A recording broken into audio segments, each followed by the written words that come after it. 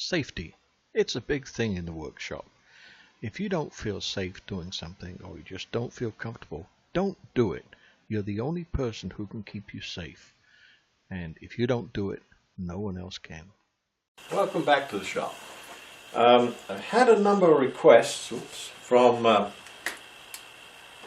different people to give enough information so that they can make or have made this hollowing system I've been using.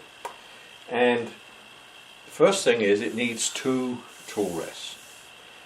So there's a couple of ways you can do that. One is you can buy a second banjo and another commercial tool rest for your banjo. They're quite expensive. I bought one for a previous lathe and it was very expensive.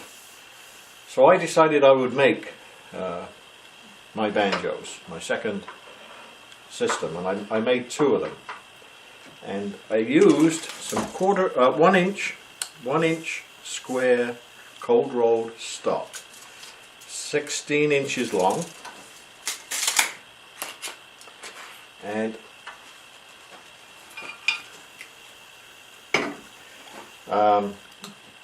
between them I had cut a little piece of steel 3/4 of an inch wide, and I used a piece in each end as a spacer and welded these together, holding them flat.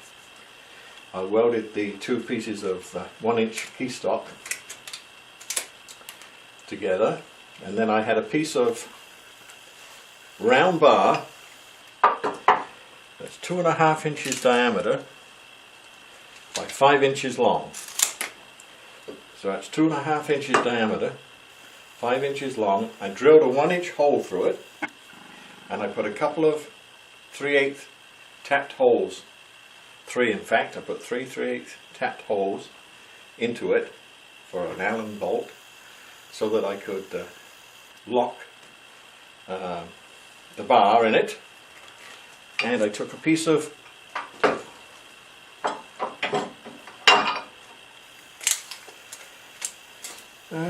one and a half, or it could be 2 inch, it would be fine. I would prefer 2 inch, but I had 1.5 by 1 inch, 1.5 by 1 inch. I wouldn't want to go any smaller than that stock. 4 inches long. Let me just take the bolt out of this. I can show you the shape a little better.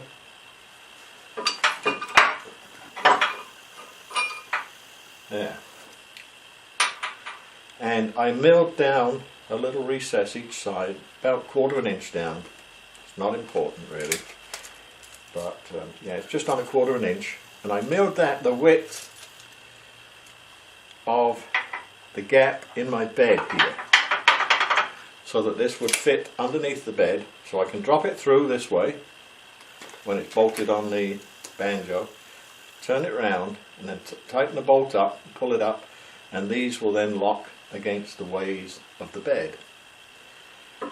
So I made 2 of them while I was doing it, because I bought the steel, and when you've got the welder going, you may as well weld up a couple.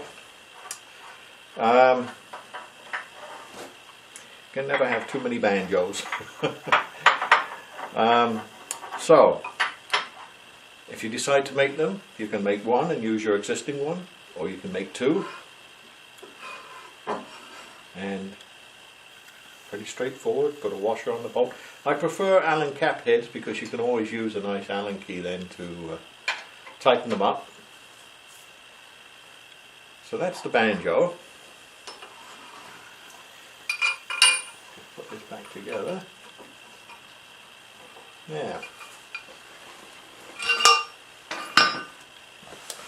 So the next thing you need is a tool rest. And this is 8 inches long, and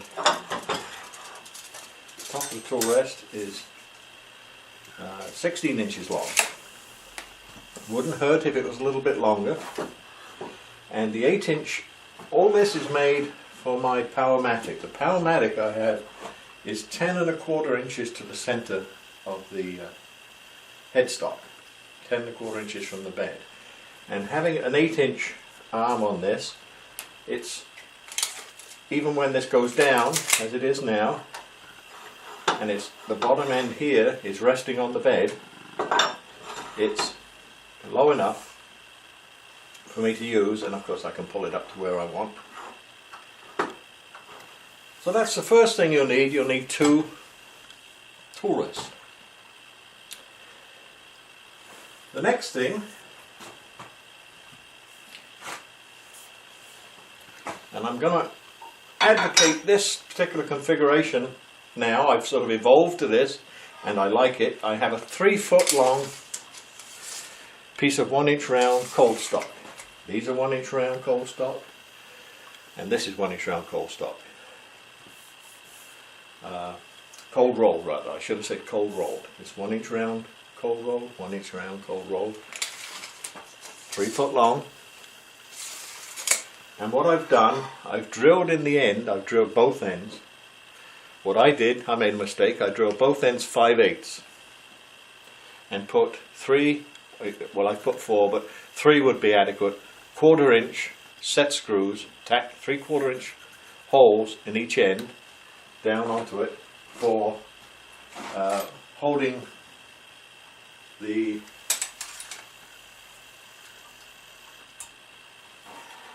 little bar that holds the cutter. Let's take this out here. Now, this little bar is really the same as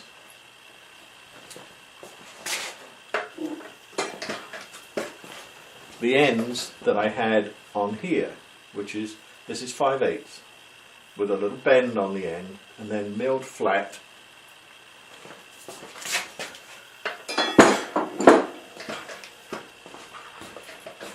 Milled flat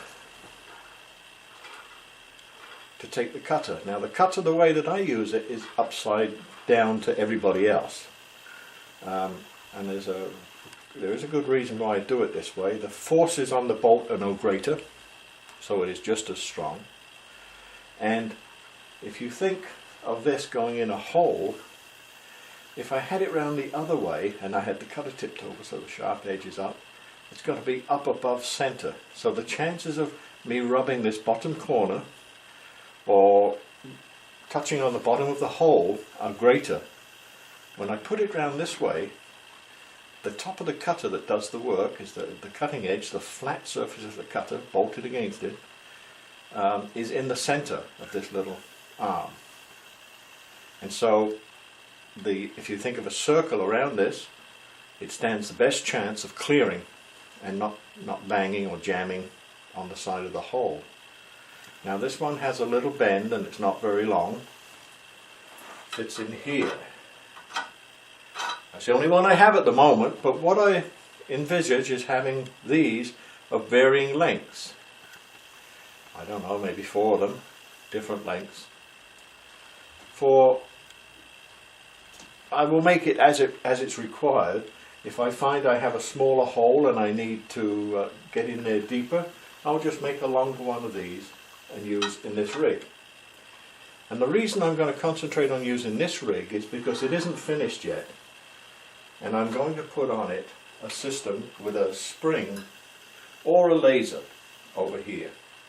And so if I make these sort of replaceable or exchangeable tips, longer ones, smaller diameter, that kind of thing that will fit in here, I'll be able to utilize this one setup that I make for my laser or for the spring. Just by putting one in, it has a flat on the top. I ground on with my belt sander, put the screws to go against so that it doesn't get messed up and burred up so that you can't take it out. So the cutters that go on the end are typically little cutters like this, made from planer blades, and I just zip out a little slot and then zip like a teardrop shape rather, that I put on there and use the pointed end for roughing out because you don't have such a big contact surface as if you're using a radius, and have different size ones for different size jobs. I've also used a little end that I made to go on there that will hold a little 1/8 inch square high-speed steel tool bit, and I've made a different little end that will hold a tool bit a different way. So sometimes it's easier to rough out using just a little square piece of tool steel, so my ends will fit all of the ends that I make here, and you'll select whatever you want at each job when you're doing it. Now, so already we said we need a piece of 1 inch cold roll steel 3 feet long. And as an outrigger, this is made from a piece of 2 inch diameter by 2 inches long bar stock, drilled out, it's a little snug, drilled out so that the 1 inch bar will slide through it. And what I did here, and what is making this kind of snug at the moment, at the bottom of these screw holes, before I put the set screw in, I put in a little piece of hardwood dowling in the hole, and I ground this off flat so that when I put the screw in, I'm not actually screwing against the steel, I'm compressing that little piece of hardwood dowling in there to lock it up, and so hopefully I don't damage the shaft. Well, you can see I can turn the shaft, I can slide this along, it's long or short, so if I put a longer one in here, you can see I'll be able to keep the spring unit or laser, whatever I'm using, out on the longer one, or slide it back into where it was. And the other advantage is, if I want to tip this a little bit, one way or the other, you see I can turn it and lock it wherever I want. So if it's cutting a little bit aggressively, I can just turn it down a little bit, give it a little bit of a negative rake. Okay.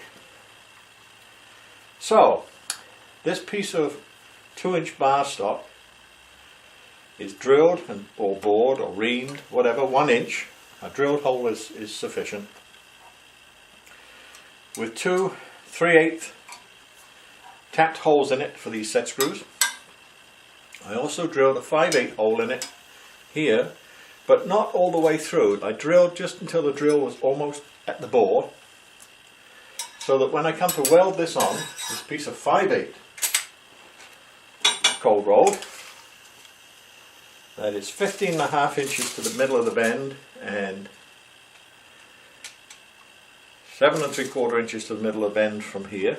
So 7 3/4 inches, 15.5 inches, and just bent, heated and bent, and I put it in the hole, and I used the hole to hold it while I welded it. Now it's important when you do this, like when I tacked it on there, I first was holding this in the vise, and I had a little stick on this end, just holding this end up to make sure it wasn't tipped down.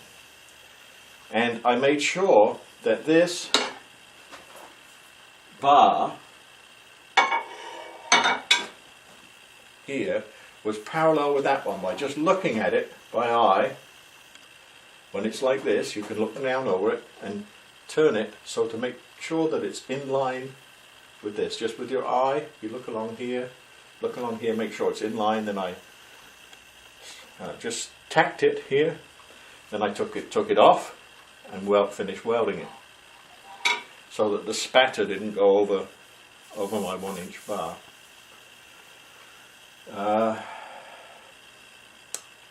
So we've got 1 inch cold rolled steel, 5/8 cold rolled steel, These are 16, 8 inches long vertically, 16 inches long here. This is 3 foot long. This is 2 inch and a 1 inch hole in it and 2 inches long. Piece of 5/8, 7 3/4, 15 1/2 to the middle of the bend. The banjo is made from 2 pieces of 1 inch square stock, 16 inches long, little spacer in the middle, 3/4 inch spacer in the middle. Yep, 3/4 inch spacer in the middle. And I used a 3/4 inch spacer because I used a 5/8 bolt down through to hold it down to the bed. This bolt here is a 5/8 bolt. I prefer the Allen bolt, but this is really my spare at the moment. So 16 inches long, 1 inch square.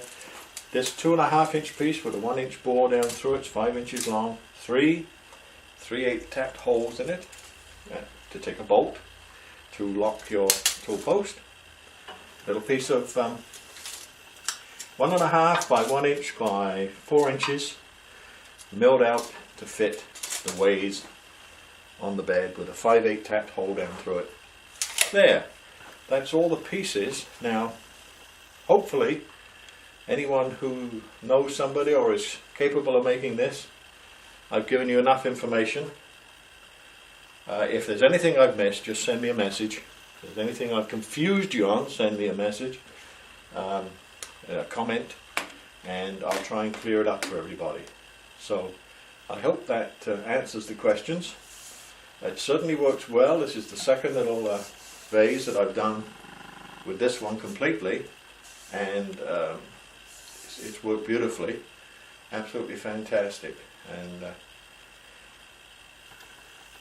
I find it's almost like cheating. So easy to use. I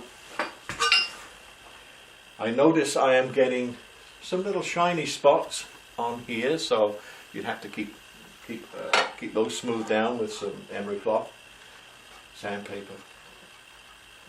What I find is when I'm holding this, the little bit of vibration that's there is enough to let it just kind of bounce along. It takes almost no force at all to move it around, and you can slide this in and out and skim that along inside. It's really nice. So if anybody makes one, please let me know. Please send me a comment on my website, and if anybody has any ideas on how to improve it, please let me know that too. I think this is a journey that we can go down together, and I'm certainly enjoying it, and I hope you do too. Thank you now.